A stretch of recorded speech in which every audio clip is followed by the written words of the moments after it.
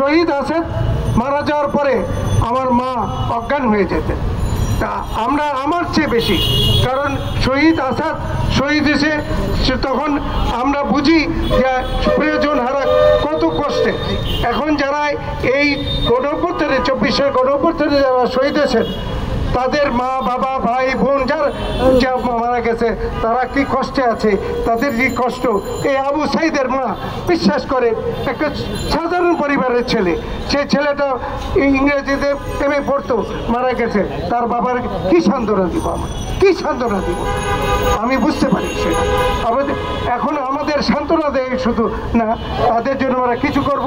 যারা এই সময় মারা গেছে, এই 24-এর গণঅভ্যুত্থানে যারা মারা গেছে তাদের প্রত্যেকের জন্য আমি অন্তর্বর্তীকালীন সরকারের কাছে আমি আবেদন জানাবো তাদের প্রত্যেকটা পরিবারকে সাহায্য করার জন্য।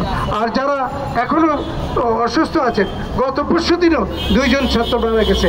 আমি মাত্র ঢাকা মেডিকেল কলেজে 1টার সময় দেখে গেছি, আর 3টার সময় মারা গেছে। তো এই যে আহত যারা আছে তাদের পাশে আপনারা দাঁড়ান। তাদের চিকিৎসার ব্যাপারে টাকা পয়সা অনেক দরকার হয় আপনাদের। আমি যারা বিত্তবান আছেন তাদের আহ্বান জানাবো, আপনারা আসেন, তাদের সাহায্য করেন। আর এই যে পিনাকি, আমি একজন ডাক্তার, পিনাকিকে আমি কালকে বলেছি যে তোমার যে অবদান এই গণঅভ্যুত্থানের, এই স্বৈরাচারী সরকারের পেছনে তুমি কত বছর যাবৎ ফ্রান্সের থেকে এই যে বক্তৃতা মিডিয়াতে বক্তব্য ছাড়তেছ, সেটা অনেক কাজে লেগেছে, অনেক কাজে লেগেছে। তোমার বক্তব্য সারা বাংলাদেশের মানুষ শুনতো।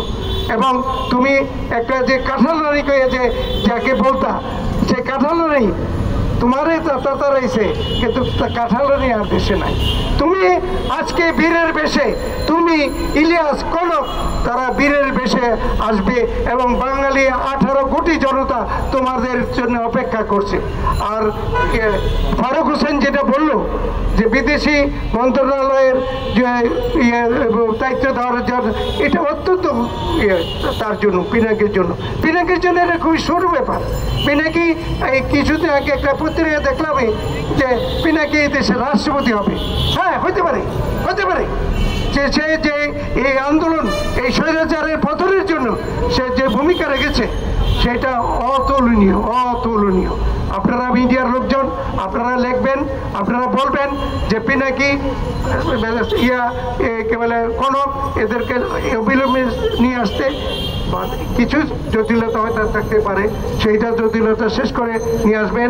আর আমি আরেকটা কথা না বলেই নয়, ডক্টর মোহাম্মদ ইউনূস এই অন্তর্বর্তীকালীন সরকারের প্রধান হয়েছে, এটা আল্লাহর একটা কি বলে রহমত, আশীর্বাদ। কারণ ওনার মতো দেশ বরেণ্য এবং সারা পৃথিবী যাকে চিনে শুধু শান্তিতে নোবেল পুরস্কার বিজয়ী না, তিনি গ্রামীণ ব্যাংকের জন্য সমস্ত পৃথিবী তাকে চিনে। এই ধরনের একটা লোককে, এত সৎ, এত অনেস্ট, এত ন্যায়পরায়ণ লোককে আমরা এই অন্তর্বর্তীকালীন সরকারের প্রধান হিসেবে আমরা পেয়েছি। এটা আমি তার কাছে তার দীর্ঘায়ু কামনা করি, তার সুস্থতা কামনা করি এবং তিনি ইনশাল্লাহ ভালো থাকুক। এই